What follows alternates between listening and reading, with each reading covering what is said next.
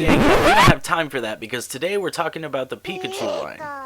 Pikachu is the mascot of the series, but it wasn't meant to be. In fact, Clefairy was, but the creators felt that Clefairy would only appeal to young girls while Pikachu would appeal to everyone.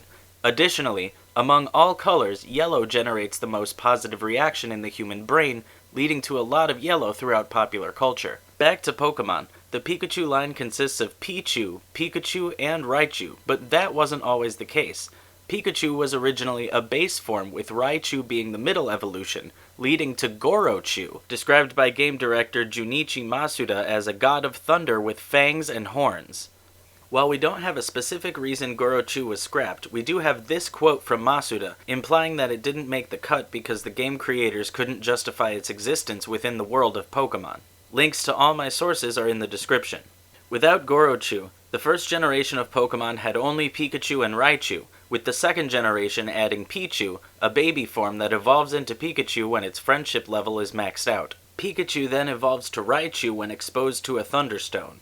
If this evolution occurs in the Alola region, the Pikachu will become an Alolan Raichu, an electric and psychic type. Due to Gorochu being scrapped, Raichu is the final form of Pikachu in the official Pokemon games. However, the fan-made game Pokemon Xenoverse from 2020 does allow the player to evolve Raichu into Gorochu. Conceptually, Pikachu is an electrified mouse, with the shape of its tail indicating its gender. Raichu is simply a large orange Pikachu, while Pichu is a baby Pikachu. Alolan Raichu is a nice tan brown like the syrup-covered pancakes it loves and resembles. The shiny forms of these Pokemon darken the color of their fur, foreshadowing their next evolution. Shiny Pichu is the color of regular Pikachu, and Shiny Pikachu is pretty close to the color of regular Raichu. Following suit, both Shiny Raichu darken their fur as well. Pikachu has several other designs featuring specific outfits and activities, like Surfing Pikachu from the card game, Cosplay Pikachu from Omega Ruby and Alpha Sapphire, and a design wearing Ash's hat from the anime. Pikachu appears in nearly every anime episode, so let's see the highlights. In Journey's opening episode, a wild Pichu joins a Kangaskhan family until it evolves into Pikachu. On Ash's first day as a trainer, he oversleeps, blowing his chance for a traditional starter and landing him with that same Pikachu. A flock of Spearow chases them, but Ash protects Pikachu, and Pikachu protects Ash in return. Ash rushes Pikachu to a Pokemon Center where Nurse Joy scolds him for his carelessness.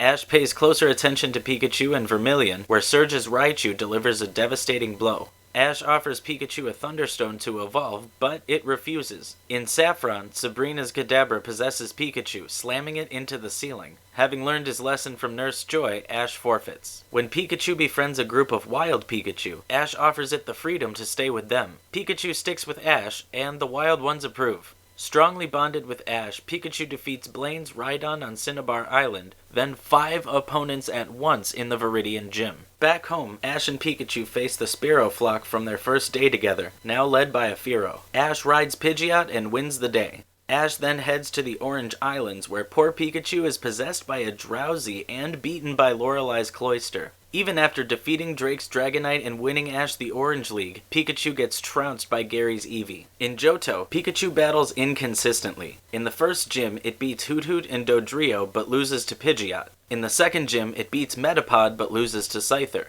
This pattern continues throughout Johto and into the Silver Conference, where Pikachu beats Harrison's Kecleon but loses to his Sneasel. This flimsy record is unimpressive for a franchise mascot, but Pikachu prevails. It redeems its record in Hoenn, learning Iron Tail for Ash's Rustboro gym battle, and defeating Watson's entire team plus Norman's Vigoroth. However, Hoenn's no cakewalk for Pikachu. It loses to Flannery's Torkoal and ties with Winona's Pelipper, which it should have beaten easily. Thankfully, Pikachu has another redemption arc, excelling in double battles in the Moss Deep and Sutopolis gyms. In the Evergrande Conference, Pikachu mollywops the massive Metagross, but loses to Meowth.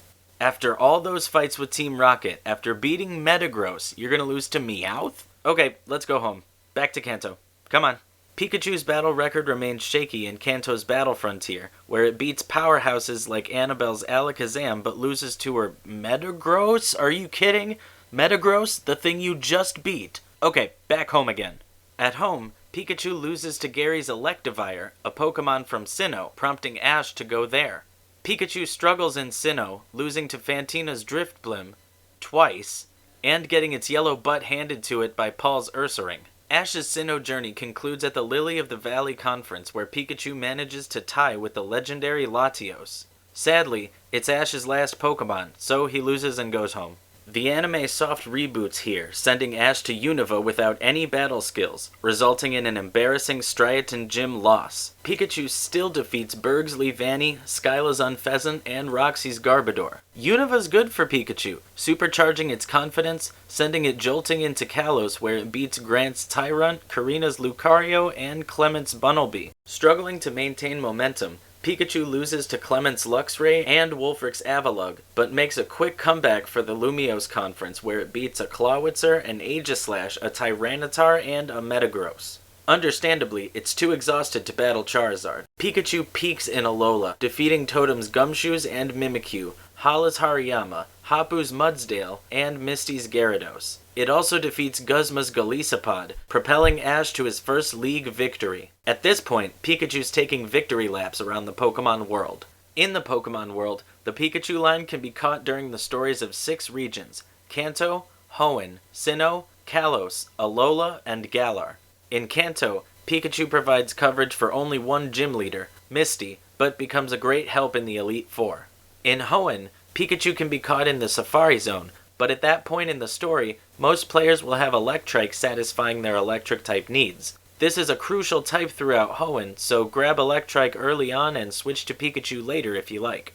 In Sinnoh, Pikachu and Pichu can be caught in the Trophy Garden on Route 212, but I'd recommend getting your electric power earlier with a Shinx on Route 202. In Kalos, Pikachu can be caught in Santaloon Forest or on Route 3. A team without electricity may struggle in Kalos, and your other options are Dedenne and Heliolisk, which are unimpressive to say the least, so grab yourself a Pikachu in the early game.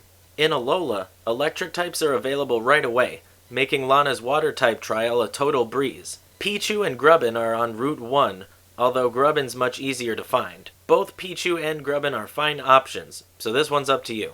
Finally, in Galar, Pikachu can be caught on Route 4, and is shockingly strong against several boss battles throughout the region's story, like Opal's Togekiss and Melanie's Lapras, not to mention every Pokemon on both of Nessa's teams. With great matchups against numerous boss battles, the Pikachu line is an absolute powerhouse in all of the games where it appears. That said, the situation's a bit tougher in a competitive setting, but Raichu is still viable. It's a speedy mixed attacker with access to great abilities like Static, which paralyzes opponents on contact, and Lightning Rod, which attracts electric-type attacks and raises Raichu's speed. Its biggest weakness is its low HP, but you can remedy this with the held item Leftovers. In Gen 6, Raichu gets a 10-point speed boost, allowing it to outspeed most of the ground types that pose a threat to it.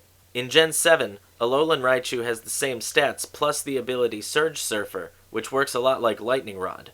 We're back to regular Raichu in Gen 8, the current generation as of this writing. Competitively, Raichu can do well as long as the player can manage its low HP.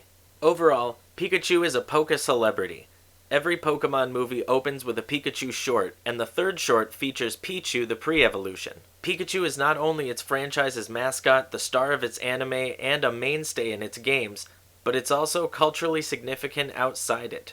So tell me, did I miss any important Pikachu facts? If so, leave them in the comments.